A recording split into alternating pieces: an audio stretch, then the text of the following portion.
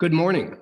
Welcome to the Unitarian Universalist Church of Columbia online, a congregation striving to embody courageous love, radical welcome, and deep connection.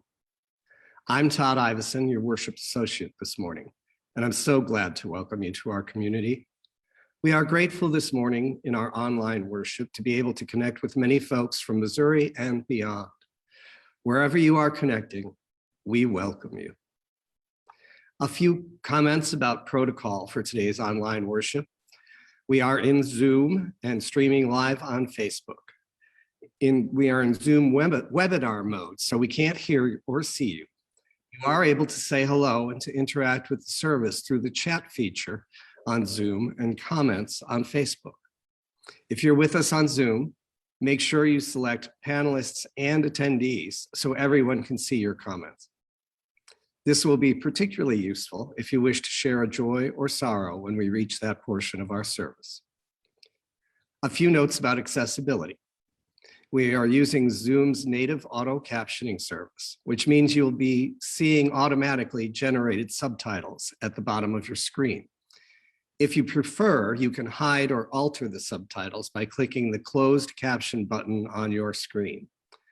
We know that auto captioning is never entirely accurate, but we hope it is close enough to be helpful.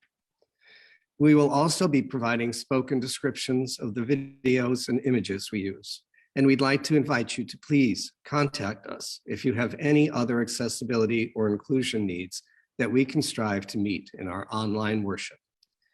If this is your first time worshiping with us, we'd like to invite you to fill out a digital visitor's card at the link provided in the chat. Let us know a little bit about you.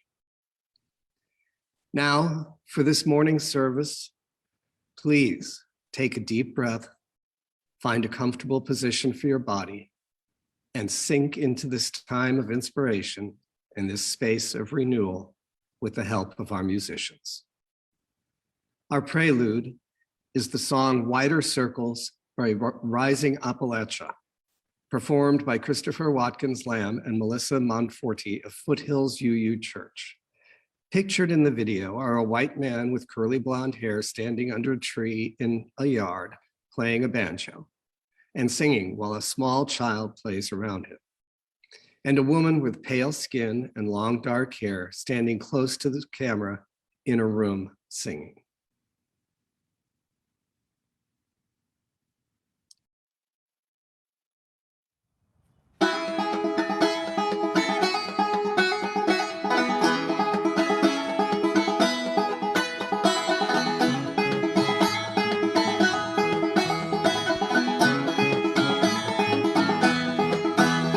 We are moving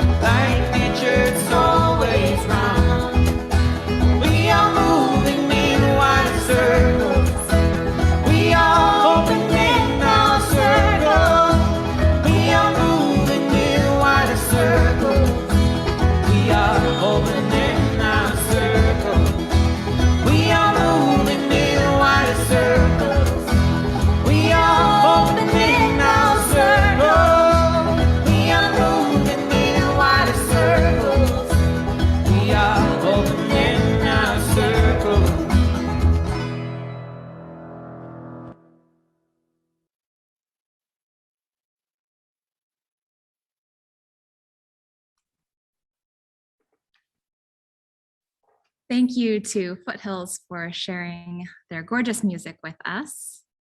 Before our opening words, I have an announcement that I need to share with all of you, which is that next Sunday, September 12th, for our water ceremony in-gathering service, we are entering our multi-platform future.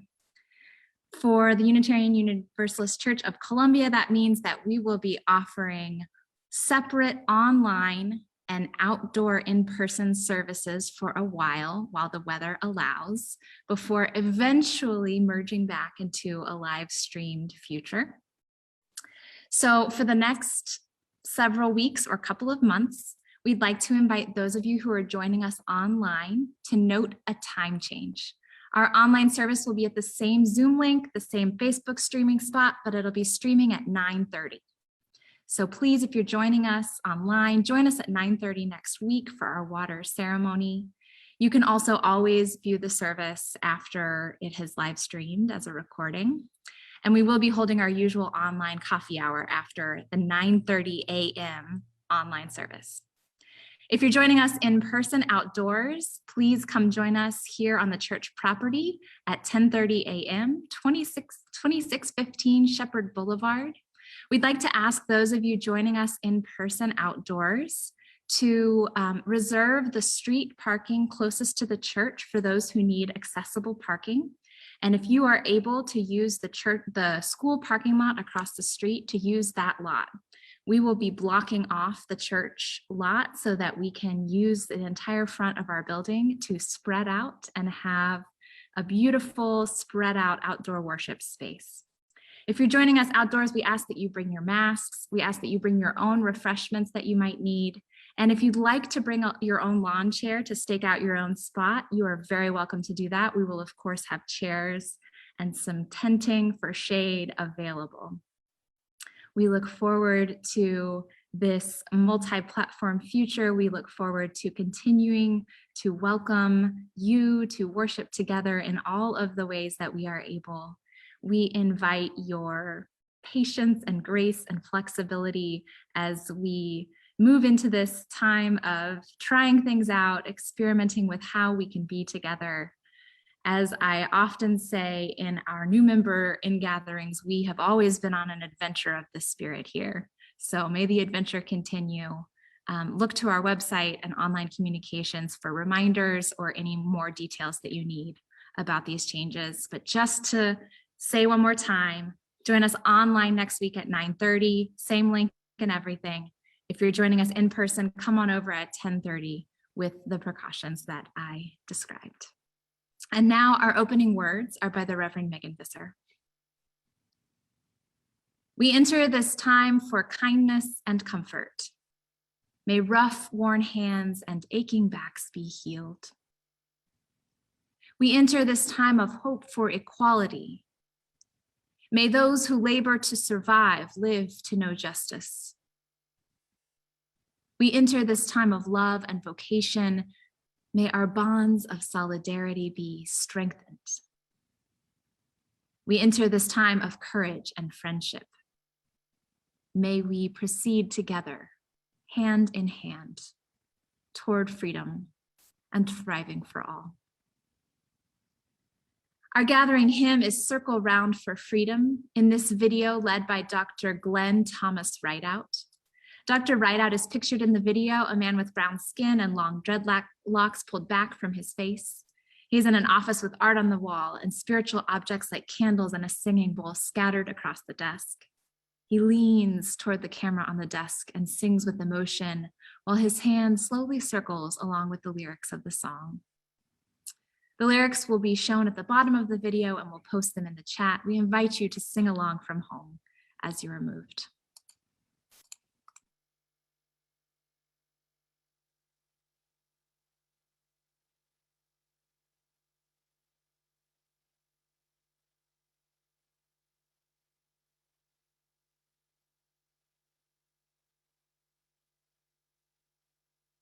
Circle round for freedom, circle round for peace, for all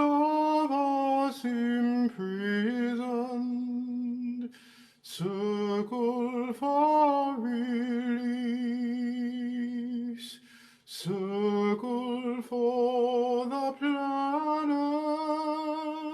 circle for its soul, for the children of our children.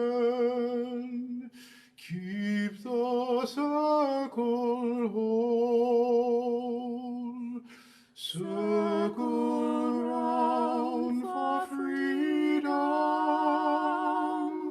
Circle round for peace. For all of us imprisoned. Circle for release. Circle for the planet. Circle for its soul. For the children of our children. Keep the circle whole. Circle round for freedom. Circle round for peace. For all of us imprisoned. Circle for release.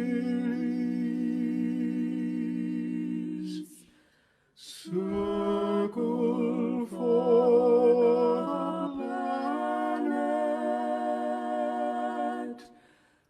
Circle for its soul. For the children of our children.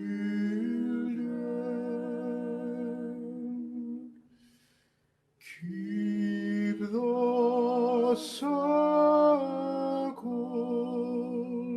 whole.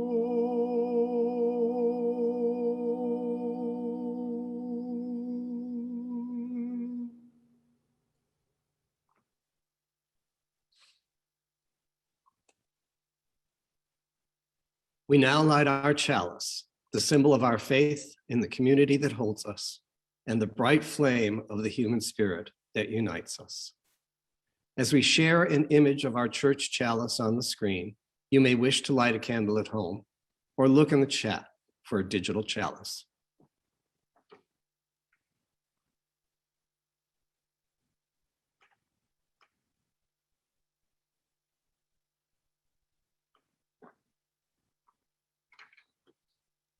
Please join me in lifting your voices at home to share our weekly words of affirmation, shown on the slide and shared in the chat. Love is the spirit of this church, and service is its law. This is our great covenant, to dwell together in peace, to seek the truth in love, and to help one another.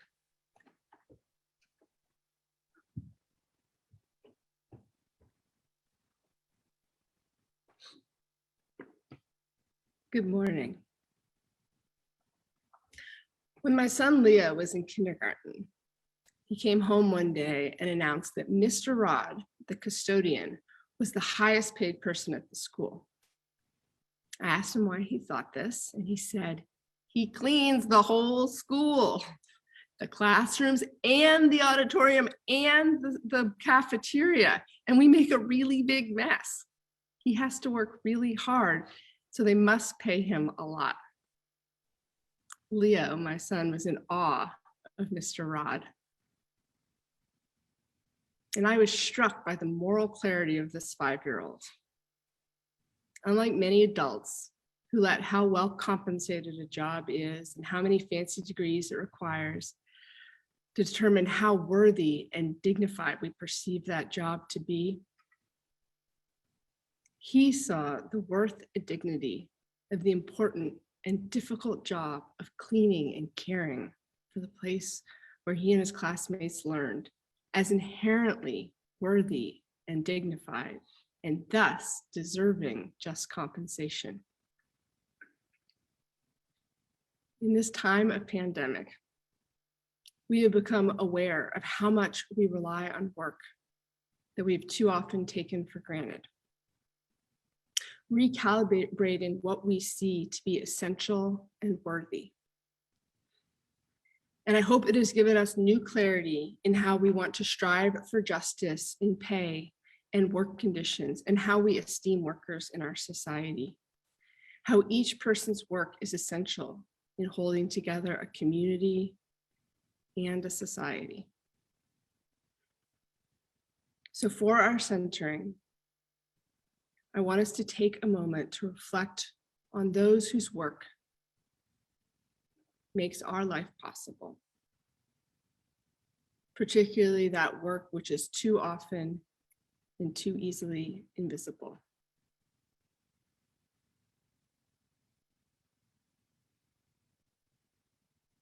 So think of those workers.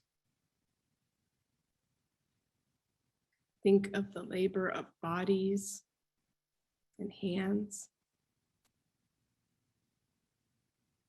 of minds and hearts. Think of the effort and the care that goes into the work.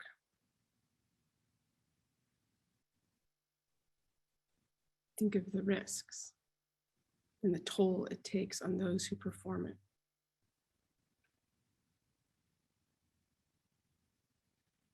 Sink deeply into appreciation and solidarity. And in the chat, I invite you to share work you want to lift up and call on us to recognize for its inherent worth and dignity.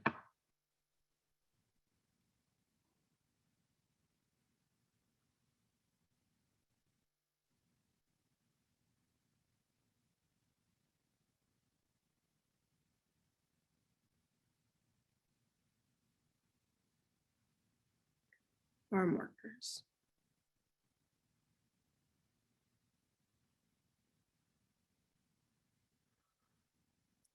Grocery store workers. School bus drivers. Delivery drivers. Sanitation workers. Childcare workers. Fast food workers.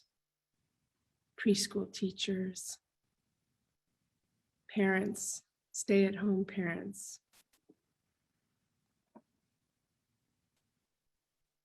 hospital custodians, healthcare workers, nursing home workers, all minimum wage and substandard wage workers, teachers and paras,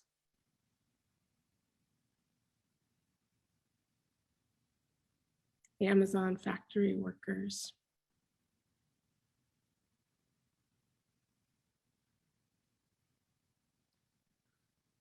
all of these and so many more.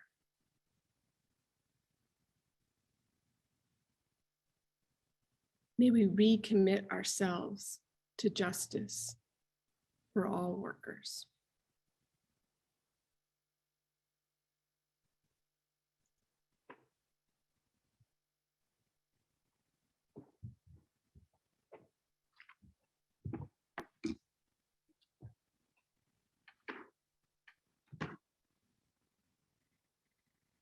Now, as we share an image of lit candles and our joys and sorrows stones on the screen, I'd like to invite you to bring your loving attention and compassionate presence to our community as we share the joys, sorrows, and prayers of our people. Let us hold one another in heart across the distance. I will first share those joys and sorrows submitted to our website and then invite yours in the chat. Let us join our hearts with Mary Beth Schillinger and Tom Rotterman, who share that their son Graham, who is a first lieutenant with the 82nd Airborne, was deployed to Afghanistan on August 14th. We join our hearts with them as they lift Graham, his company, all service people, the fallen military personnel and their families, and the Afghan people in our deepest prayers for safety and well-being and love.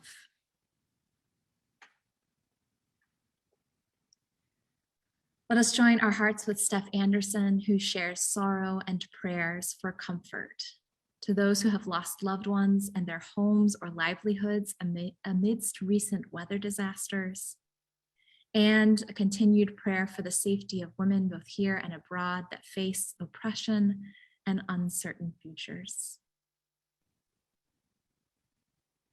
We join our hearts with Ellen Atkins, who shares joy that UU Churcher David Leuthold has returned to Columbia from Montana. Welcome home, David. We join our hearts with Allie Gassman, who asks us to hold with her in love Christine and Dan Smith, who many know from our Honduras trips and trivia nights. Dan has been in the ICU for almost 2 weeks with a very serious pneumonia not caused by COVID-19. Please send healing thoughts and prayers for his recovery.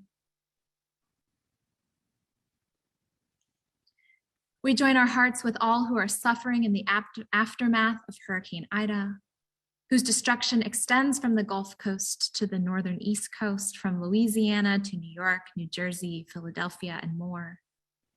May power be restored and floodwaters recede quickly. May all that needs rebuilding be done with care, support, and all our love.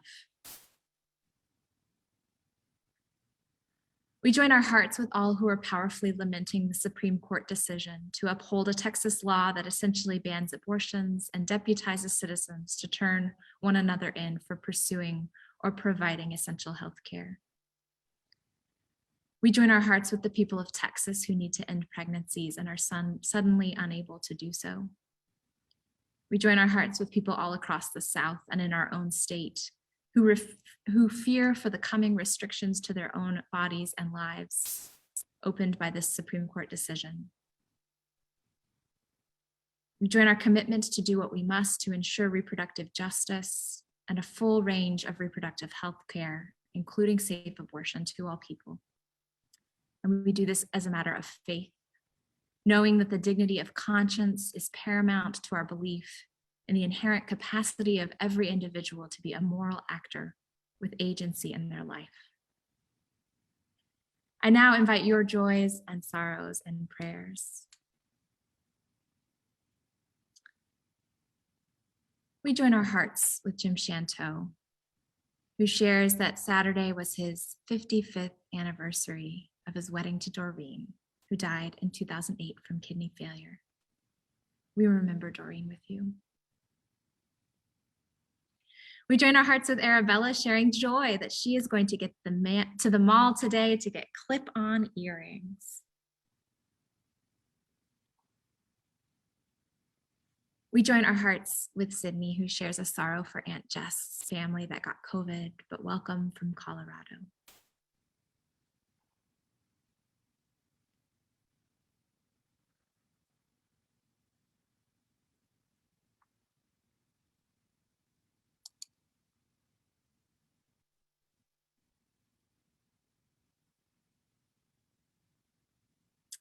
These joys and sorrows and so many more unspoken prayers and hopes and worries we hold together in the light of our community. May we be uplifted and held by the love that sustains and connects us all. Amen. And we want to wish a very sweet new year to all our Jewish members, friends, and neighbors for whom Rosh Hashanah begins tomorrow evening. We will end our time of prayer this morning by hearing a Rosh Hashanah reading and a shofar call provided by Jewish UU minister Joanna Lubkin. She's pictured in the video, a woman with light skin and short, curly, dark hair, standing in a sunlit room, speaking and then blowing on a horn.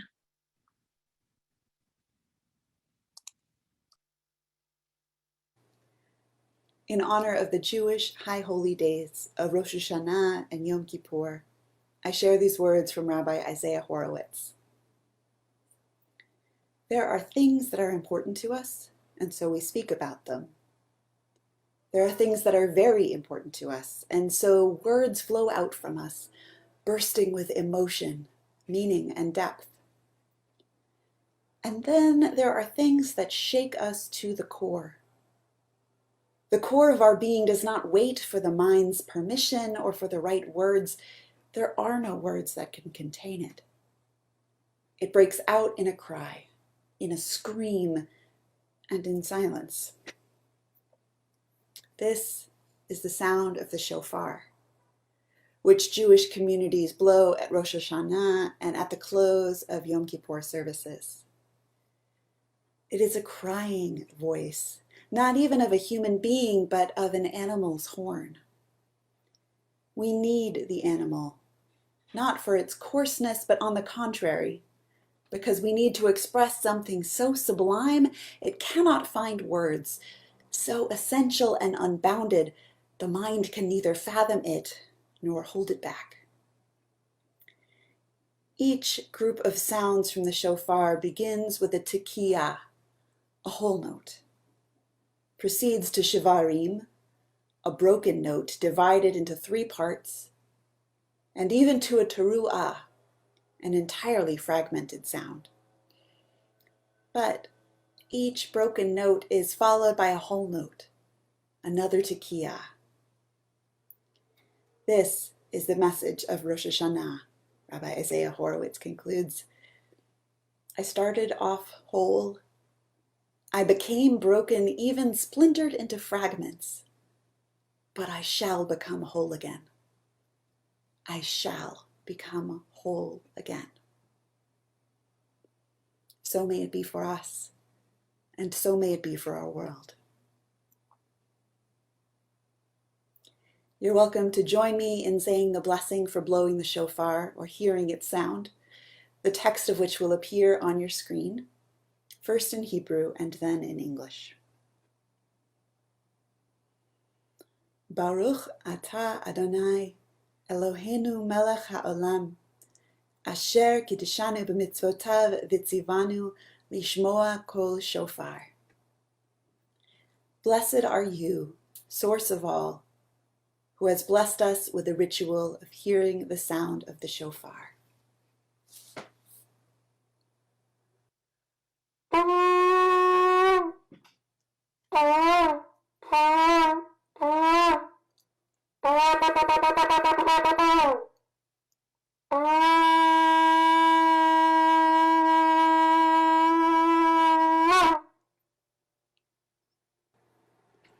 Shana Tova, wishing you a sweet and healthy new year.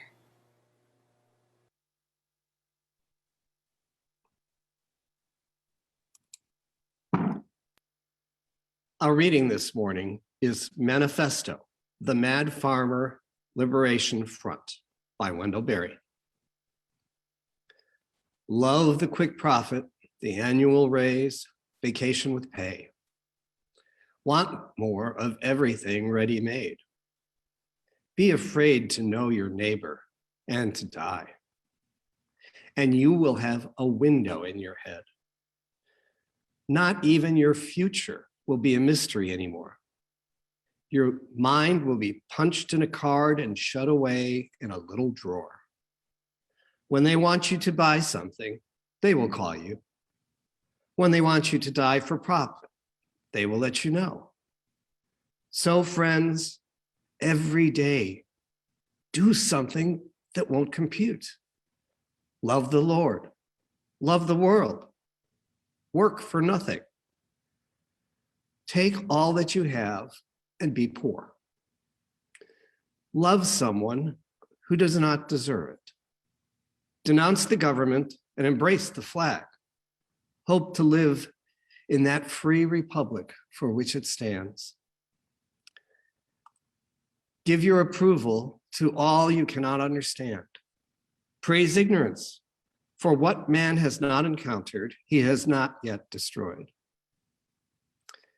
Ask the questions that have no answers. Invest in the millennium. Plant sequoias. Say that your main crop is the forest that you did not plant, that you will not live to harvest. Say that the leaves are harvested when they have rotted into the mold. Call that profit. Prophesy such returns. Put your faith in the 2 inches of humus that will build under the trees every 1,000 years. Listen to carrion. Put your ear close and hear the faint chattering of the songs that are to come. Expect the end of the world. Laugh. Laughter is immeasurable. Be joyful, though you have considered all the facts. So long as women do not go cheap for power, please women more than men. Ask yourself, will this satisfy a woman satisfied to bear a child? Will this disturb the sleep of a woman near to giving birth? Go with your love to the fields. Lie easy in the shade. Rest your head in her lap. Swear allegiance to what is nighest your thoughts. As soon as the generals and the politicos can predict the motions of your mind, lose it. Leave it as a sign to mark the false trail, the way you didn't go. Be like the fox who makes more tracks than necessary, some in the wrong direction. Practice resurrection.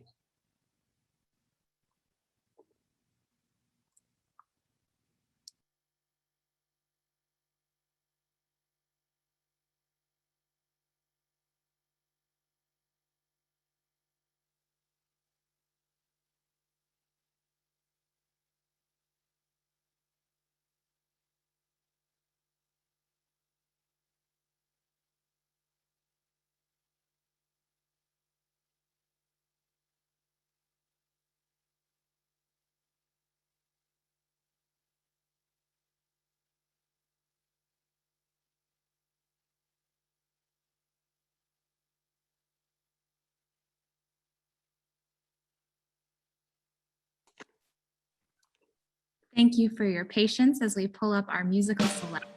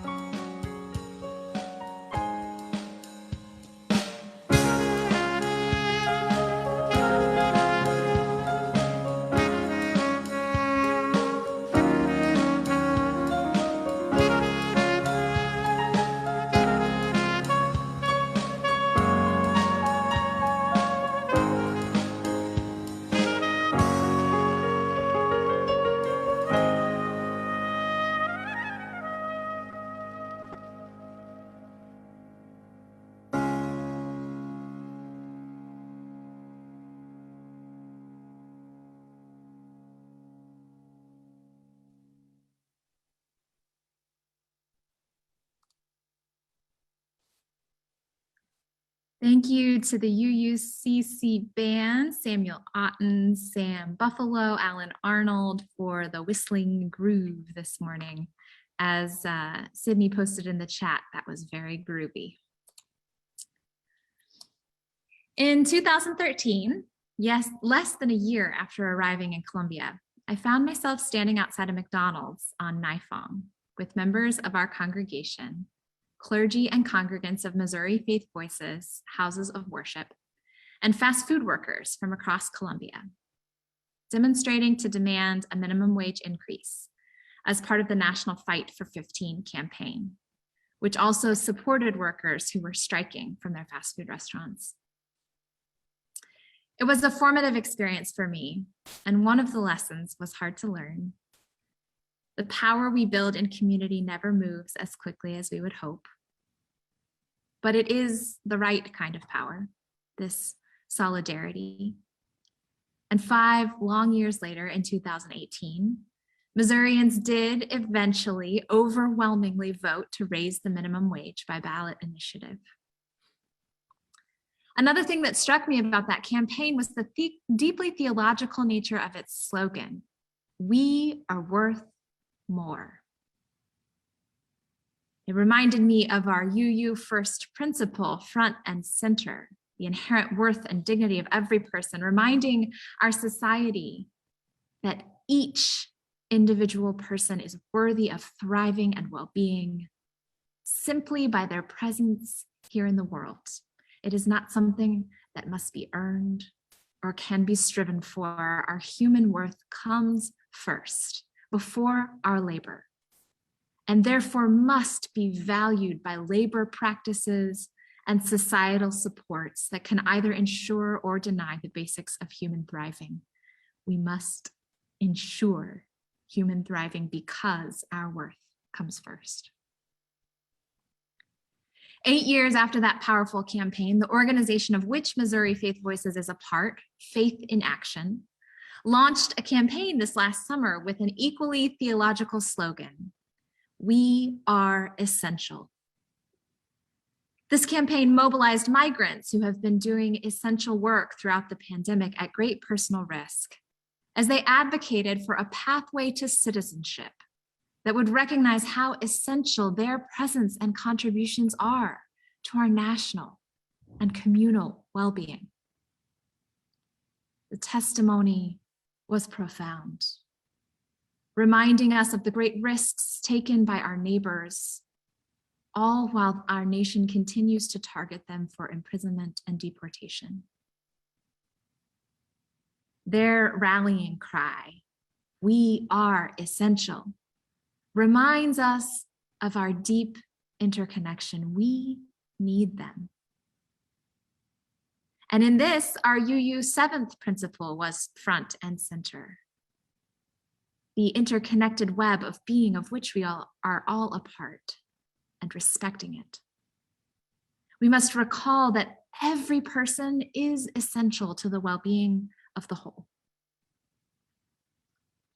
These two slogans, "We are worth more" and "We are essential," and the campaigns and people alongside them, more importantly, strike directly to the heart of Unitarian Universalist theology, which declares that human worth is inalienable, inherent, and primary, and which proclaims that every single one of us is essential to the thriving, salvation, and survival of every other one of us. The global COVID-19 pandemic has required this theology more than ever, as we have seen our economy sacrifice our inherently worthy lives for capital gain, and as our nation has struggled to take collective action, even as a tiny virus has proven the power of our interconnection for good and for ill, pun intended. It is often in moments of great crisis that those with closer proximity to power or wealth, whiteness or stability finally understand in deeply embodied ways what those indigenous to this land have known since settlers first set foot here. The pandemic has helped those with proximity to privilege finally understand what those whose ancestors were stolen from their homeland and enslaved to America's wealth-producing plantations have known in their bones across generations. To American empire, all of our lives are dispensable in the quest for consolidation of power, wealth, and plunder. It has always been so. Perhaps the evidence of this truth that we have seen in the last 18 months was a rude awakening for you. Perhaps it prodded at generational wounds and knowledge you've always carried from your ancestors. But the message was very clear to all who would look. In the logic of empire and capital, our lives are not as important as our role in generating wealth for the powerful in the economy. Our worth in this system is something to extract, and our interdependence with others is something to exploit or better destroy. I probably don't need to tell you that America's billionaires gained $1.8 trillion in wealth during the pandemic. Their collective fortunes skyrocketing by nearly 2/3 between March 18th, 2020 and August 17th, 2021. This is according to a report from Americans for Tax Fairness and the Institute for Policy Studies Program on Inequality. And I certainly don't need to tell you that this wealth accumulated for those few, all while more than 500,000 Americans died of COVID-19, many of them poor, Black, and brown folks doing essential work with inadequate protections and abominable compensation. And I'm sure you don't need me to tell you that is wrong, wrong, wrong. There is a clear reason why I think it is so necessary for people of faith to participate in collective fights for labor rights. Because when it comes to the American economy, what we are fighting has become a theology in itself. American civil religion has made our particular economic system its God. In so doing, it has replaced theologies of interdependence with prosperity gospel. It has replaced practices of care with plunder and profit. And it has replaced communities organized around collective well-being with consumer services aimed to deepen our isolation. As I was thinking of this claim that American religion has made profit into God, I began to think about the biblical story of the binding of Isaac. When God asks Abraham to sacrifice his beloved only son in an act of fealty and devotion, only in the end to stay Abraham's hand, proving God's self the God of life. Coincidentally, this text is read and grappled with by our Jewish neighbors every year during the High Holy Days, which begins tomorrow at sundown, when Jews mark a new year and an annual practice of teshuvah, often described as repentance, and which literally means turning back, orienting our lives back to God or back to life, back to thriving for all. And here's why I was thinking of that text. American civil religion has made its economy God and led us like Isaac to the altar for slaughter. And unlike the God of Israel, the God of economy will not stay Abraham's hand. The God of American economy always has and always will sacrifice us without qualms at the altar of the market. In the church of the economy, our lives are expendable. Whatever we're sacrificing for the idea of efficiency and progress, the God of economy will gladly accept and give us a pittance in return. And so it is past time to turn back. Turn back to life. Turn back to rest, turn back to community, turn back to liberation and thriving for all. When our national theology comes to see human worth as something to extract rather than something to praise, we must turn back.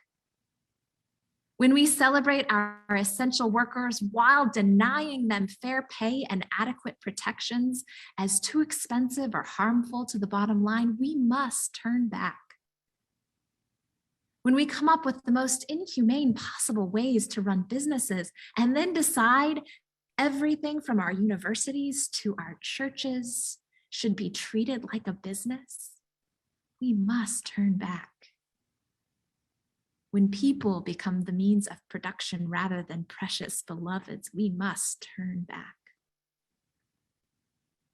The American civil religion of economy has become extremist, evangelical, colonial, fundamentalist at the cost of our lives. It is time to turn back. And how do we do it? How do we resist this deadly theology baked into every system in which we live and move and have our being? First, we must recognize it and name it. Then Wendell Berry tells us to love someone who does not deserve it. Ask the questions that have no answers. Invest in the millennium, plant sequoias. Go with your love to the fields, lie easy in the shade. Do something that does not compute. As soon as the generals and politicos can predict the motions of your mind, lose it. Leave it as a signal to mark the false trail the way you didn't go. We who are progressives can and must interrogate our institutions and lives for all of the sneaky places where market theology lives. All of the ways we teach our children production and route them into the marketplace. All of the efficiencies in organizations that bypass our humanity, all the seemingly innocent business practices that make of us consumer and consumed, all the cutting overhead that sacrifices our values in pursuit of a shortcut to our unshortable mission. Perhaps we can fail to succeed in the logic of the American religion, and so doing find true life. Refusing efficiency, refusing businessification of our communities, we can opt back into what is slow and meandering and allows for connection along the way as the path toward our resilience. We can rest, redistribute wealth, make repair, return the land. We can interrogate every aspect of our lives through the lens of our true faith, our life-giving theology and inherent worth, and inescapable interconnection. Asking ourselves always, does this act celebrate life as worthy in and of itself, or is it demanding some justification? Asking ourselves, does this act care for the web of life and sink down into the material ways we are bound together, or is it driving our separation? And if we still get lost, there is this most basic and essential act. We turn back toward those whom the God of economy is most ready to sacrifice. We join the indigenous water protectors, strike with the union, remain with the migrant farm worker, follow Black women whose thriving will be the salvation of us all. We uplift all those who have been placed at the altar of profit. Because the God of economy does not love us, but we can love each other back to community, back to thriving, back to life. This Labor Day, may it be so. Our hymn is the labor anthem, Step by Step, the Longest March, which is performed here by Reverend Amy Carol Webb in Florida. She is not pictured in the video. It's her voice that you'll hear. And pictured in the video are multiple images from the labor movement across generations, as well as beautiful photographs of stones and arches in nature. The lyrics will be on the video and we'll post them in the chat. We invite you to sing along from home as you are moved.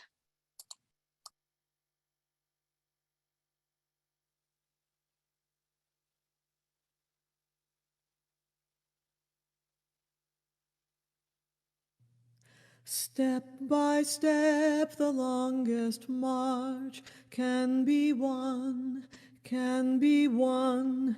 Many stones can form an arch, singly none, singly none.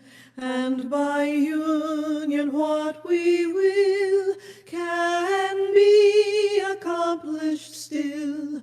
Drops of water turn the mill, singly none, singly none. Step by step, the longest march can be won, can be won. Many stones can form an arch, singly none, singly none. And by union what we will can be accomplished still. Drops of water turn the mill, singly none, singly none. Step by step, the longest march can be won, can be won. Many stones can form an arch, singly none, singly none. And by union what we will can be accomplished still. Drops of water turn the mill, singly none, singly none.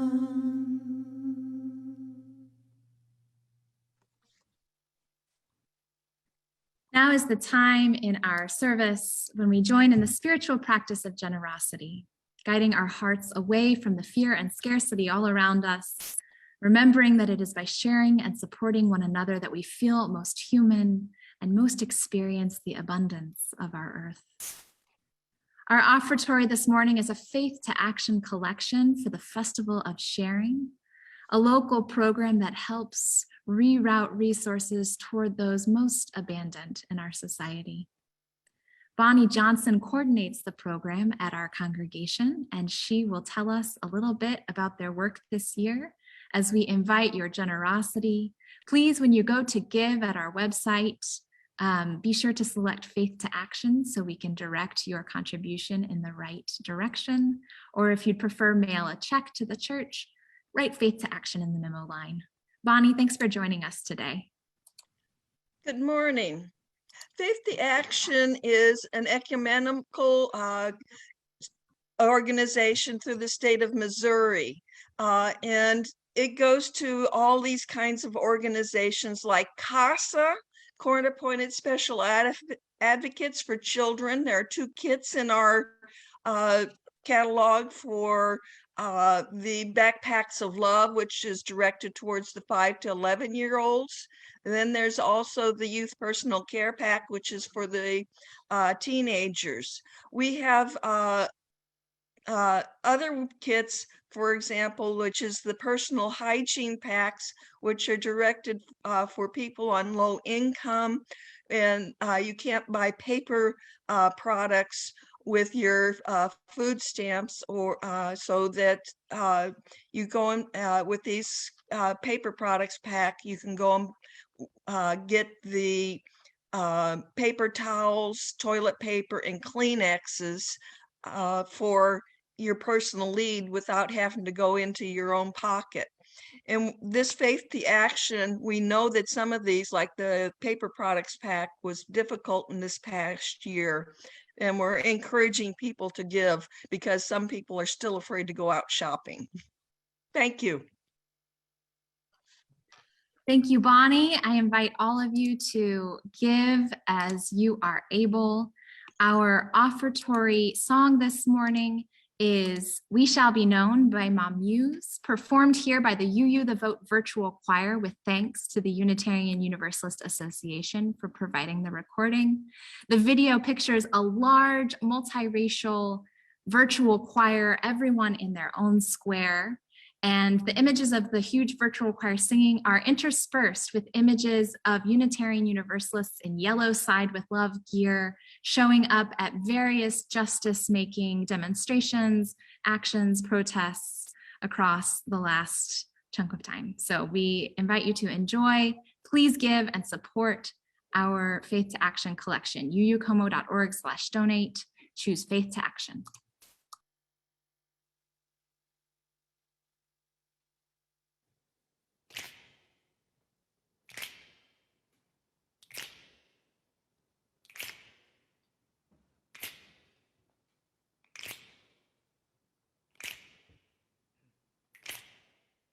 We shall be known by the company we keep, by the ones who circle around to tend these fires. We shall be known by the ones who sow and reap the seeds of change alive from deep within the earth. It is time now. It is time now that we cry. It is time we lead ourselves into the well. It is time now, and what a time to be alive in this great turning. We shall learn to lead in love. In this great turning, we shall learn to lead in love.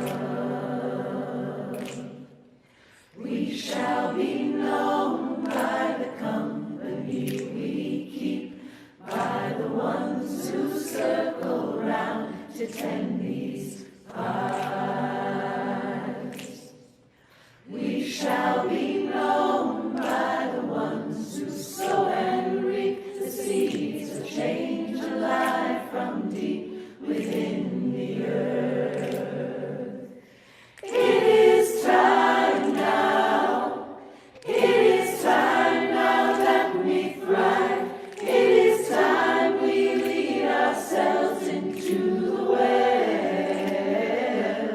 It is time now, and what a time to be alive in this great turning. We shall learn to lead in love. In this great turning, we shall learn to lead in love. In this great turning, we shall learn to lead in love. In this great turning, we shall learn to lead in love.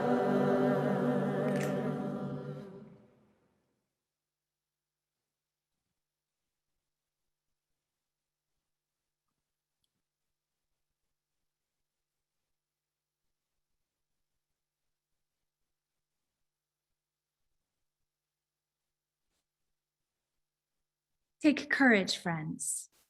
The way is often hard, the path is never clear, and the stakes are very high. Take courage. For deep down, there is another truth. You are not alone. We are with you across the distance, investing in our communities, turning back to life together. Go in blessing, dear ones, and be a blessing to a world that needs our care. Will you join me from home in singing our benediction?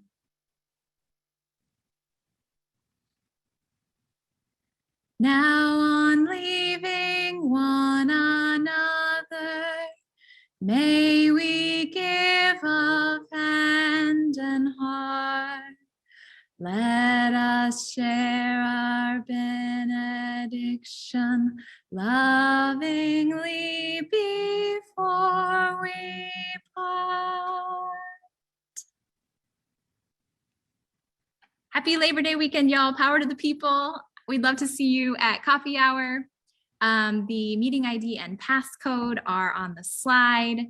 The link is in the comments. Thank you for being with us. Coffee hour is a chance to see one another's faces, check in small breakout room groups.